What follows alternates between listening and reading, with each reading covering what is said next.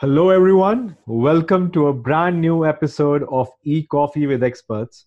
Today, we have with us Duff Ferguson, partner and founder at Amplitude Digital. Hi, Duff. How are you? Doing great. Thank you so much for having me on here. It's a Well, pleasure to meet you. same here, Duff. Thank you for taking out time. Duff, before we dive deep into discussing marketing and SEO with you, it would be great if you could introduce yourself and your company for our viewers. Yeah, you bet. We're a digital marketing agency. We grow sales for e-commerce companies mostly, though also for B2B brands. And we do it through high growth, pay-per-click, SEO, and social media campaigns. So we have a 16-year history. We were founded in 2004, and we have about 30 people here in Los Angeles. They're data-driven strategists, media buyers, search marketers, creative people like writers, visual designers, developers. We all work together basically to help these companies grow sales and build their customer acquisition, customer sales funnels over time. And clients like both large and small, some places like Billabong, Toyota, the Smithsonian, Popcornopolis, Spa Finder, Experian, Costco, a lot of different sorts of brands. So overall, that history, you have a lot of just collected ideas and different strategies that companies have used because every company is different. It's always kind of a customized effort. And that is basically what we do. Right. Well, you recently acquired Fang Marketing. How did that happen? Well, Fang is a company we've been aware of and kind of worked collaboratively with over several years. And their founder, Jeff Ferguson, who's actually no relation to me, but just shares the same name, was someone we'd brought in on a couple of different campaigns, some very high profile things we were working on. We just really needed an extra level of expertise. He's one of those kind of pay-per-click gurus, and he actually teaches digital marketing at UCLA. So he's just a great asset anytime we needed him for a high-level client presentation or some really high-level research. And as we entered the end of last year, we just began to see a lot of synergies in the clients and the things we were doing together, and just figured why not bring these great companies together.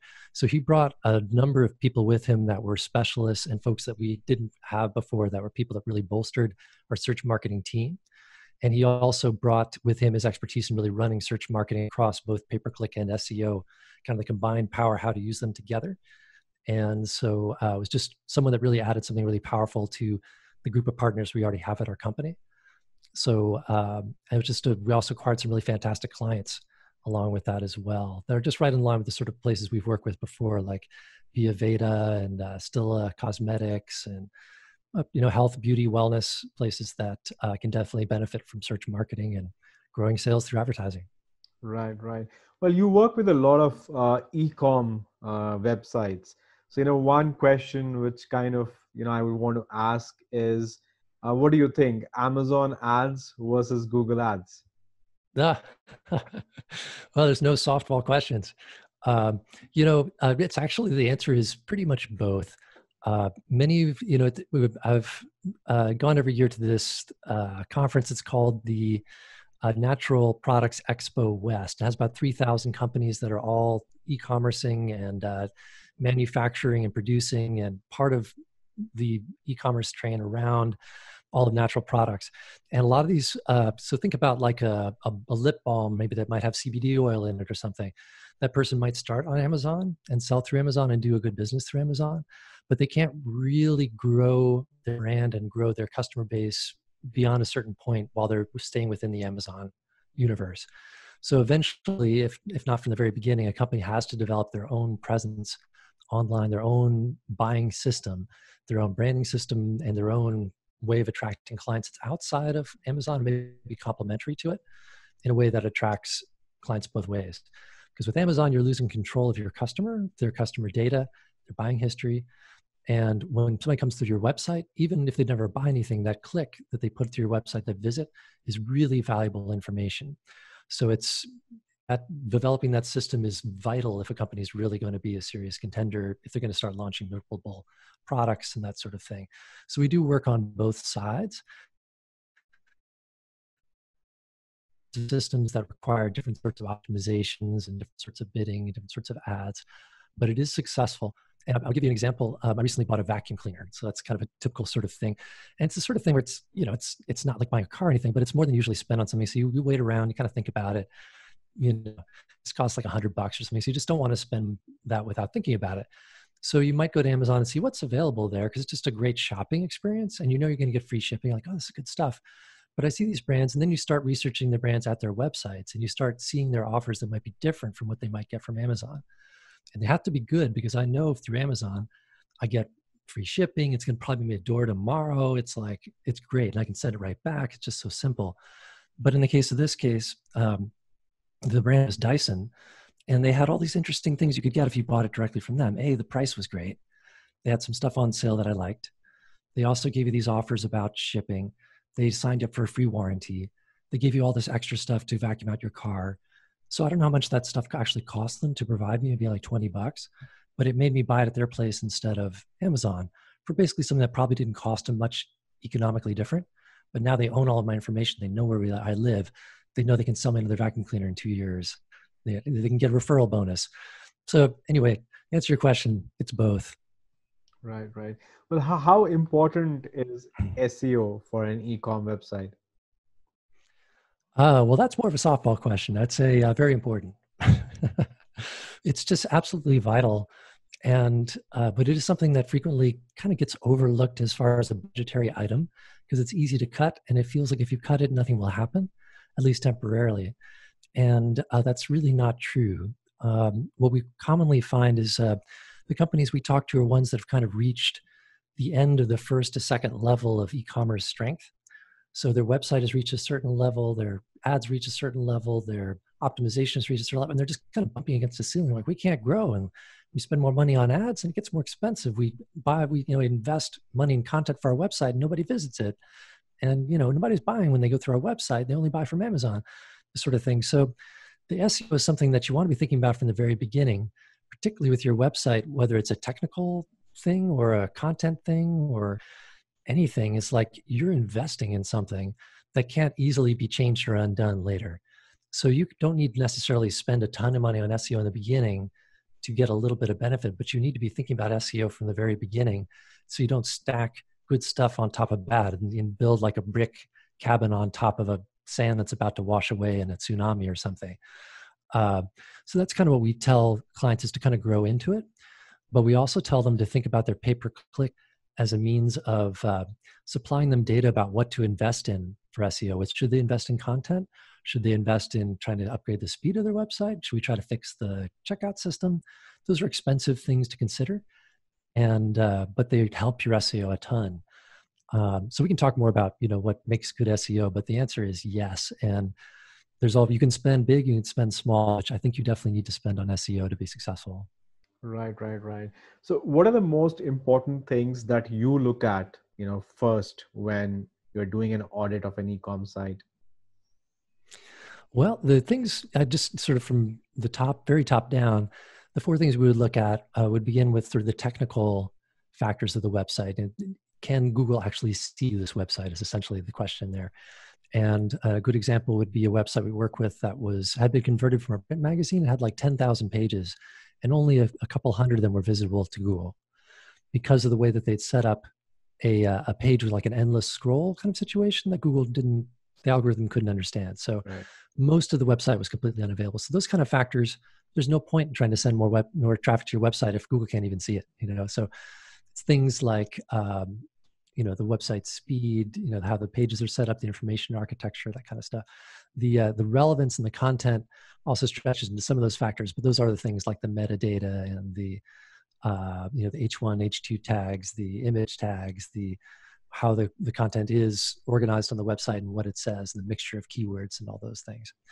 And then once you have that in good order, then you can start thinking about how you want to get more backlinks pointing back to that good content. So like we were talking about earlier, what are means of getting good high domain authority websites, good quality websites linking back to your website, so you're seen to be in a good neighborhood by Google. And lastly, how can we boost, what are some missing engagement factors? Things that just make people think, ugh, I don't want to be on this website. Like, it's slow.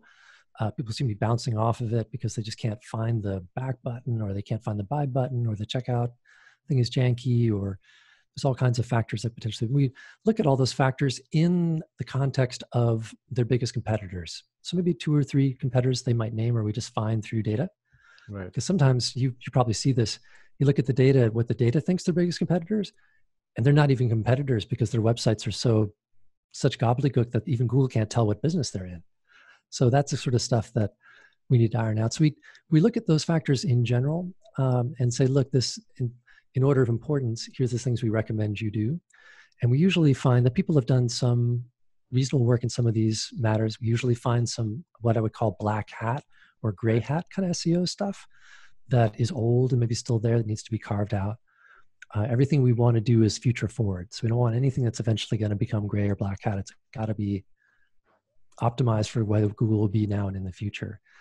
And we package that into in sort of an idea of like a monthly flow that we think will make an impact within, say, 3 to 6 months, and use that to create a budget that to work against that then might be, we're going to spend this much on development, this much developing pillar content, this much fixing your metadata, this goes on and on. But that's what we would look at. Right.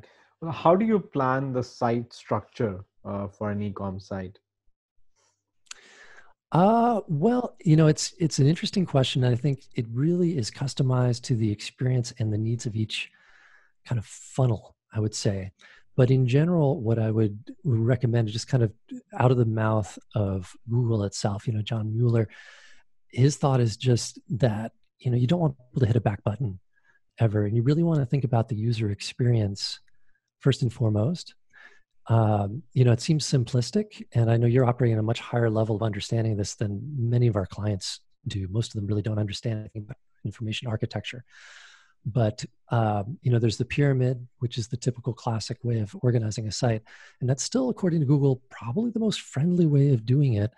There's been some experimentation, things like flat websites. But just, if the person looking at the website can't understand the hierarchy of what's the importance of information, how to kind of drill into it, they're just not going to find what they want, and they're going to leave, and they're going to find it confusing and not pleasurable. So, there's a few reasons why that it might not be a good user experience. Sometimes it's just trying to be too many things to too many people. So like, we just need to put this here and this here and this here and this here and here. So it's like, you don't know where to go first.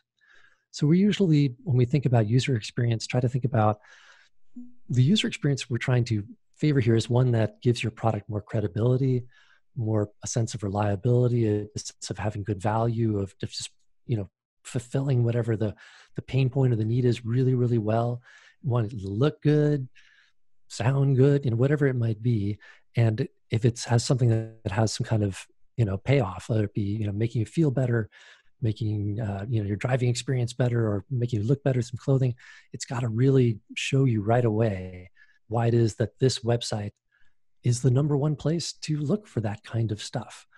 And so all the architecture kind of is built from that idea of how to prove that to Google through increasing depth and detail. And just as a final note on that is just we often build what it's called pillar content sections for clients. And these, as I mentioned before, are heavily researched because you don't want to pay a lot of money for a writer to write really nice content if it's not going to be really good and tuned specific to Google. Otherwise, it's really kind of a waste.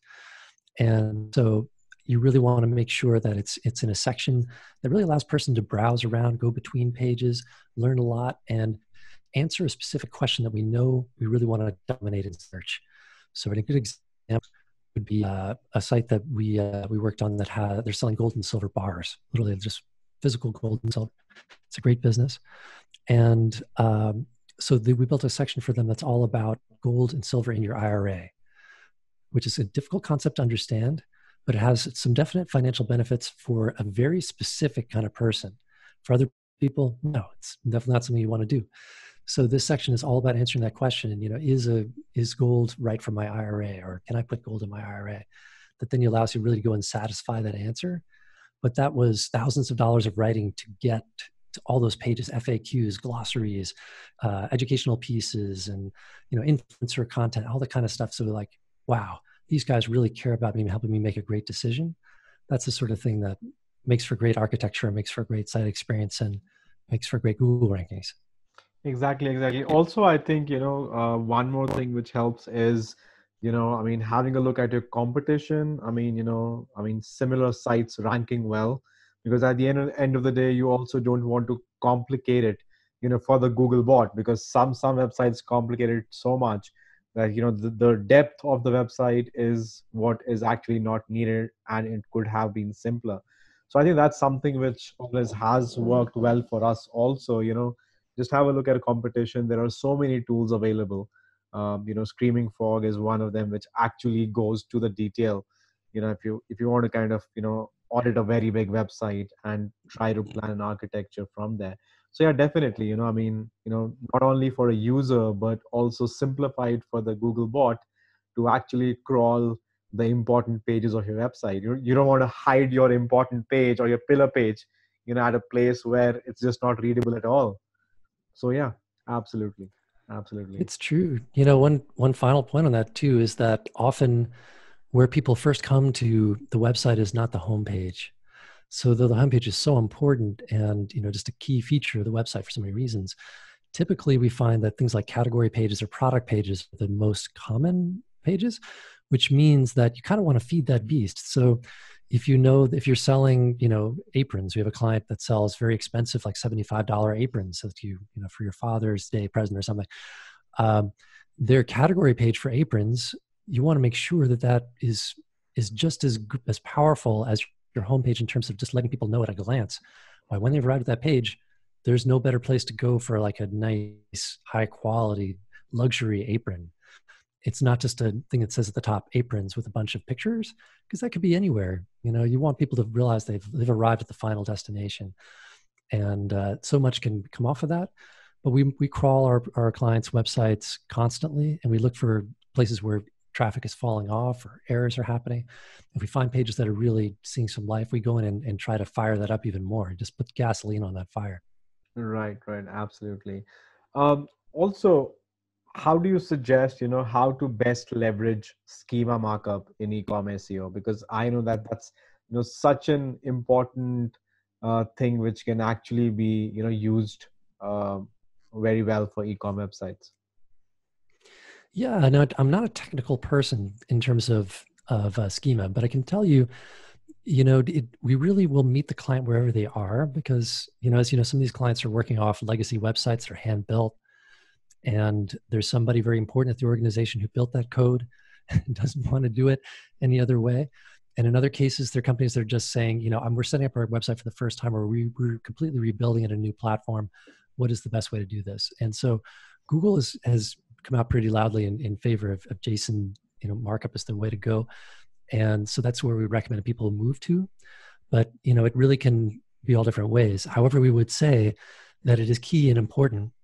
And a lot of our clients that come to us with problems in things like Google Shopping and places where that are feeding product catalogs like that, they usually have problems with their markup. And if it's not that, it may be a problem with the specific things they're putting in where Google can see them and how it's being assigned.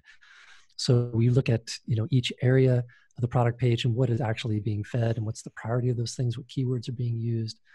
And we also look at specifically how it's being fed from the website, because sometimes a hand-built way is just not that useful. You might be okay when you have 10 products, but then you've got 500 products next year, and like, this is really getting to be unmanageable. So you really want to feed automation and correct feed automatically as best you can. So that's maybe a broad answer to, I'm sure you hope to be a more detailed answer, but I'd say I wouldn't argue with Google on this front. Right, right. Also, I mean, my next question, it kind of might sound very simple to a lot of people doing e-com, but it's still a tricky question, for some people who don't do or work on a lot of e-com websites. I mean, how do you handle product description from manufacturers? What I mean to say is, a Sony TV of a particular model, would have the same description on the Sony website or other websites, right? So now if you are also selling the same product, I mean, how much would you kind of, be okay with similarity or duplicate content, and how much would you kind of, because, like the product description and details, I mean, even if you want to have it unique, you can just play around with the words a little bit, but still the main things are going to be the same. That is a very complex, well, very simple question, but a complex answer that kind of depends on the mix of where the stuff might be appearing and how it might be appearing. Google can understand, I think, pretty clearly the difference between a manufacturer or company website and something that's a listing like an Amazon. Services being separate and distinct, even if they have very similar names. At the same time, it is ranking them based upon that rank. So, the kind of things that we would look at generally as far as just trying to improve, kind of optimization would be just in terms of the title, like how things are ordered, where the brand goes first, the product type, kind of attributes might be listed along with that. If it's sort of seasonal type of thing, it might be more about, an occasion or a product type. Those are sort of things that definitely can be changed, platform by platform or thing by thing. That is probably beyond my pay grade. That's the sort of thing we would pull in an expert for, because if you're listing across a lot of things, that could become more of an issue. And it is also an issue when you have clients that have distributors. They're worried about outranking or appearing Right. next to. It gets complex. So I wish I had a good answer for you, but I can tell you data and research will answer that question. No, definitely, definitely. Also, I think, like you're right. I mean, like Google does understand if you are putting it like in the right places on the website. And, I mean, uh, as far as the descriptions are concerned, so normally what we would do is the descriptions and the specifications would be the same, but, you can always kind of, play with, I mean, FAQs, or you can also have like, reviews from like of your clients of that product on the site. Mhm. So I mean those things will kind of add value or help, but definitely I mean if it is under an OEM category and under like particular categories, then definitely I don't think it is that big a problem. Yeah, I mean, I just got to think that you have to aspire as a company to be the best ranking place for your own product on your own website. So that doesn't mean you want to handicap Amazon. You still want to make Amazon as powerful as it can possibly be to attract people within the system, outside the system. But beyond that, you should be able to outrank them if your system is done properly. So people are searching for your product. They can still choose to go to Amazon, but their first choice is likely to be at least to pass through your website and give you a shot at them before they hit Amazon the next day. Right, right, right. Well, which is your benchmark site from e-commerce point of view? Oh, that's interesting. Usually it's in terms of the most nearest competitor of whatever client we're talking to. So that, we're trying to think, as you mentioned before, you're looking at a competitor stuff and trying to think, how can we just do one step better than anything else we observe out there? And that can be an intimidating topic if you're dealing with a company that's a new entrant in this space and they're trying to outrank Apple or something, which of course is not going to happen. But you want to think about your product and service fulfilling a need that nobody else can. So there's got to be some element of search and of advertising that you should be able to dominate almost from the beginning, because you're going to serve the need of that specific niche so well that nobody's going to outrank you with a more general kind of approach. So that's usually where we would start. So an example would be, I talked last week to a company that is selling very high quality skincare products for people that have allergies. So it's like super clean, medically approved, it's really super clean stuff. And so, we're looking at who would kind of compete in this super clean space, and what is the intent of people that might be looking for it. And they say, oh, well, this is good for stuff for people that have eczema, or they have an itch, or they have skin that breaks out when they use, in the summer. So let's start building these back into queries and start putting these in, see who's ranking for these and why. And that research begins to come up with some kind of categorical master searches that are really important and vital to your specific brand. And then that becomes your list of who your benchmark sites are. Because if somebody else is ranking for like, what is the best oil-free, allergy-free sunscreen on the market, you're going to want to have a page and a content pillar system that talks about the differences between the various kinds of skincare, and that does that, the various kinds of pH balance differences. You've got anything that's going to make it so that you outrank that. And because that is the core of their brand, it's okay for them to invest in content it's going to keep delivering year after year. And it's not the sort of stuff that's going to go out of style. It's just going to become more and more important. And it might even have medical grade advice in it that, you know, a university might link to. It's just depending upon how aggressively they want to go at it. But we kind of feel like we're in it to win it. So we want to work with our clients at whatever level they're ready to go to really go for it. But if they're limited in their budget, limited in their scope, limited in their time, we work within that and just get them the most juice as we can against the competitor that just try to make as much action as we can happen in a short amount of time. Right, right.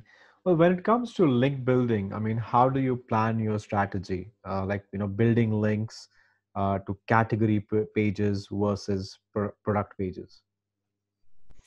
Well, you know, it's a big topic, and I think in general we think about after we've got our clients in a pretty good place as far as the technical look at their website and the content on it and the relevancy of it.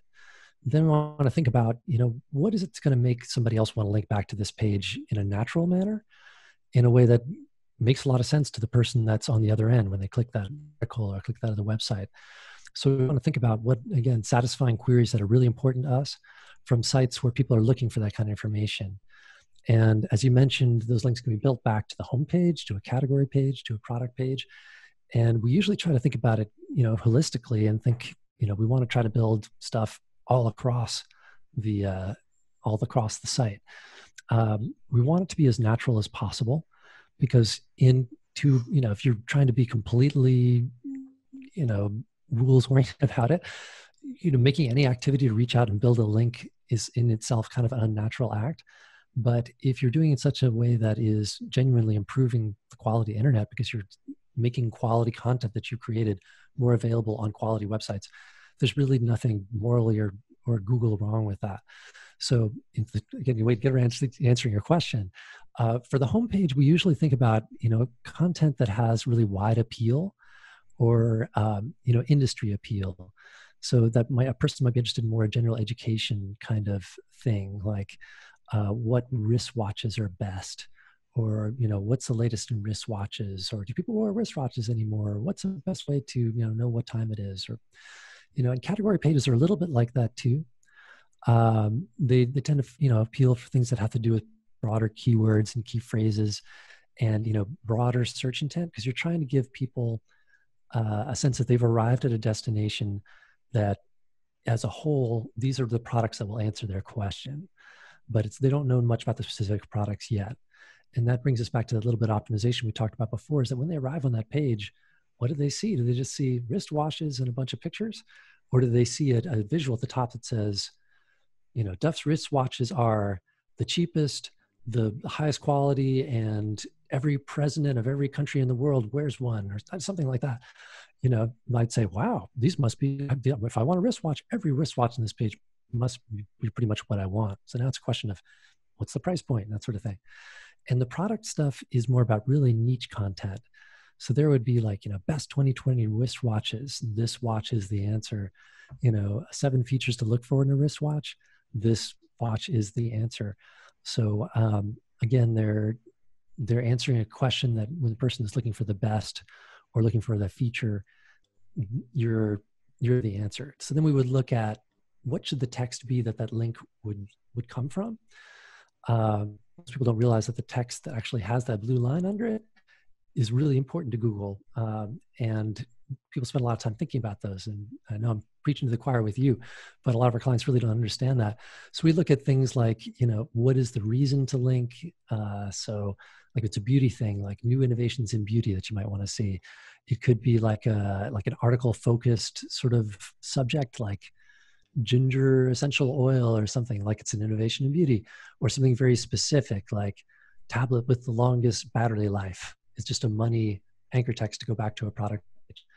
So that's kind of it, you know, and in general, we're looking for sites that have more domain authority to you, better quality, more traffic, more power, and collect as many of those as possible. Do follow links and do so in a way that doesn't appear like you paid for those links, because that eventually will be something that will eventually just come back to bite you.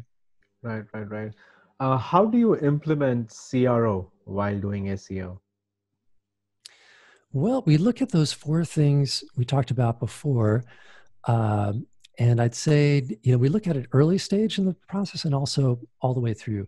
So the first thing we would look at is, just in the sense, and it's part of the technical assessment we would do, can you buy something from the website? And it might seem like a simple question and it's a funny one, but it's really not funny when you think about how bad a lot of websites are. When you get used to something, as you see it, if you're an owner, you might not even visit your own webpage that much. And so if you're not able to visit it that much and try to test, payments on it all the time, somebody in your business needs to, because checkouts can really work poorly. And a lot of our customers now build in things like Shopify or BigCommerce that have great checkouts, so it's not too much of an issue. But hand-built systems, older legacy systems, it can get ugly, and security can get to be a problem. And people will, if they love your product, they'll put up with a certain level of friction, but it will hurt your sales. And ideally, you want to just speed people through your website as if they're going down a water slide. Just you're feeding their hunger for something they naturally want and giving to them at a price they can afford and a great experience. They'll buy it. So I think we would look at, once that's done, and we can even over our initial recommendations, there's things that need to be fixed, then we'll run a lot of traffic through the website and just from a tracking standpoint, see where are people getting hung up. We might install a tool like Lucky Orange, for example, that would heat map the key pages and to see where are people popping off, where are they clicking through, where's it not happening. And we also look at Google Analytics and things that track the basically the flow through the website and show us just where can we make this thing work better. And again, we work with a monthly basis, so we not necessarily say we're going to fix everything today, but just where's the next lowest hanging fruit that would make sense to invest in, to fix, to bring in an additional amount of flow and sales. So it's kind of, yep, that worked off. Okay, invest in this. Yeah, that worked off. But it's got to go on all the time. As you know, not only do the platforms change, the shopping platforms change, the ad platforms change, Google's algorithm changes. So we're constantly crawling, constantly checking, constantly monitoring. And that's one of those things we tell our clients, no matter what, don't turn off your crawl, don't turn off your monitor. Keep it going because your website will deteriorate the moment you stop working on it. It's like a car, it will deteriorate. You just have to maintain it. Right. Well, Duff, I know, we are short on time, but, before you go, one most valuable tip for, e-com SEO that our audience can apply right away and benefit from? Oh, this is a great question. I'd answer in a couple different ways. First, I would just give the number one thing that sounds stupid, but I tell you, 75% of the companies that we look at that just come to say, hey, we need some help, I look at their title tag and it's just wrong. I can tell within 5 minutes of looking at their competitors on the website that it's just not working for them. And that might seem like a simple or stupid thing, but it is the first thing that Google looks at. And if you don't get that right, it kind of indicates a whole host of problems that are probably in place behind that on your website, about how you think about your customers, how you think about your search, about who you think is buying your product and why, and what the process is internally to make your SEO better and better on a monthly basis. So fix your title tag. If you don't know why or how it's wrong, that's a good sign to look deeper. But more deeply, I would just say that think about those 4 pillars: technical, relevancy, authority, and engagement. And as a CEO, you might not understand what each of those 4 things mean, but make sure to lean in on your SEO people. What are we specifically doing in each 4 of these areas? And how would you just rate us on this scale of 1 to 10 or an ABC on these things? So you can begin to divide and conquer and work at them. That's kind of secret sauce, because it seems like a lot of what we do is not necessarily rocket science, but putting it together in a profitable way that actually delivers real dollars and doesn't waste money and time and resources. That is a really complex thing. So simple, hard, but if you fix your title tag, I'd say you're 75% done. Well, to be honest, Duff, you rightly said, these things sound very simple, but at the end of the day, we realize that a lot of people are not doing it. Even, sometimes we are not doing it. Like, we have so many tools available now. Let's say tools which kind of help us analyze the competition and the content on competition, and it kind of suggests us that this word should be there so many times. But basically, all of this is already what we know, and we have learned in SEO all these years. It's just that we were not applying it, and now because of these tools, we kind of get that data and we are applying it. But at the bottom of it, the logic is still the same. It really is. Those are very wise words. And what we tell people all along is just Google's getting smarter and smarter every day. So you really can't fool Google, but you can definitely outwork your competitors in showing Google what it needs to see to know that you're the best. And so if you got a great product, then the SEO would be really simple to perform, but it has to be done. So it's a great topic. I'm just so glad you're delving into this, and keep spreading the word, please. Yep, I will. Well, I mean, thank you so much for your time, Duff. I'll definitely, you know, um, catch back sometime soon, and we'll talk more. That sounds great. It's a pleasure to meet you, and best of luck. Stay safe. Well, you too, man. You too.